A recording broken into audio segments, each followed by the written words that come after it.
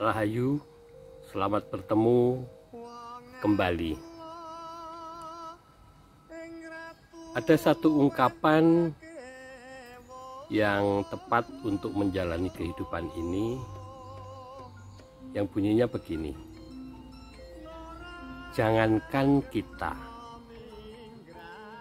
burung di udara saja dipelihara oleh Dia, dipelihara oleh Tuhan. Dia tidak seperti manusia yang dilengkapi dengan ubur rampe yang lengkap, yang dilengkapi dengan kecerdasan otak dan 5 panca inderanya, ya. Tapi burung diberi makan setiap hari. Nah, apalagi manusia. Ada pula ajaran zaman dulu yang menyebutkan, lalu bagaimana caranya supaya kita mendapatkan tambahan rezeki. Nah, ini penting tentunya. Banyak dari kita yang berharap bagaimana kita mendapatkan tambahan rezeki, tentunya yang halal. Salah satu ilmu kebatinan, mengolah batin yang diajarkan nenek moyang kita adalah pakailah ilmu kantong bolong. Kantong itu saku yang berlubang. Nah, tentu dari sebagian kita beranggapan kalau saku berlubang tentu rezekinya, uangnya jatuh terus dong.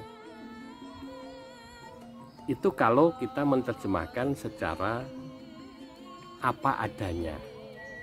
Tapi sebenarnya makna yang dikandung cukup dalam.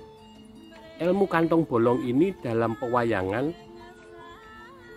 ilmunya tokoh yang namanya Petruk, Punokawan Petruk. Petruk itu anaknya Semar. Nah, dia punya ilmu kantong bolong. Petruk ini dinamakan juga Dewolo, Udel, banyak nama yang lainnya juga, dan ada lagi satu namanya Fatro. Fatro itu artinya meninggalkan hal-hal yang duniawi. Makanya dia punya falsafah ngilmu kantong bolong. Jadi Petruk ini mengajarkan kepada kita supaya kita banyak melakukan derma,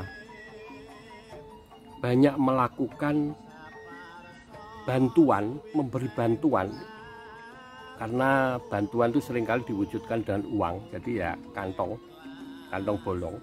Uang suka masuk di sakunya, tapi uangnya tidak pernah lama di saku karena dia disalurkan lagi. Nah, Petruk mengajarkan pada kita, ketika kita mau memberikan bantuan pada seseorang, ilmu kantong bolong tadi, tidak perlu memikir waduk, wayah, dan lain sebagainya. Waduk itu tidak perlu memikirkan perut. Jadi, aku belum bisa membantu karena aku belum punya uang. Atau aku mau makan dulu, nanti sisanya baru aku pakai untuk membantu orang lain. Atau mikir wayah itu waktu, kapan aku harus memberikan bantuan.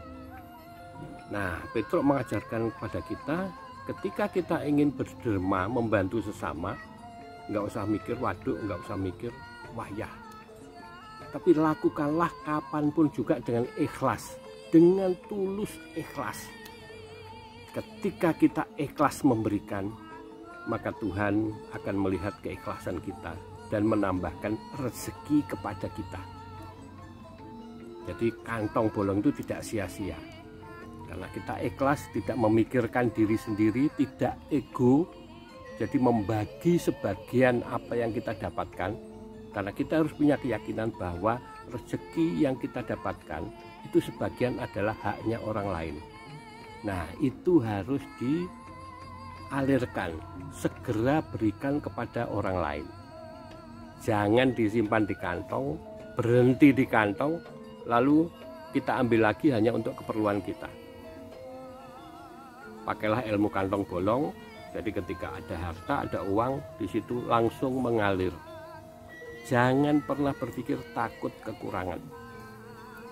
Kalau kita takut kekurangan, sama saja kita meremehkan Tuhan yang Maha Kuasa. Tuhan itu tahu kebutuhan kita. Tuhan itu tahu kekurangan kita. Jadi kita tidak perlu khawatir. Apa yang kita berikan dengan tulus ikhlas itu akan diganti. Segera akan diganti. Sesuai dengan kebutuhan kita. Bahkan bisa-bisa lebih loh.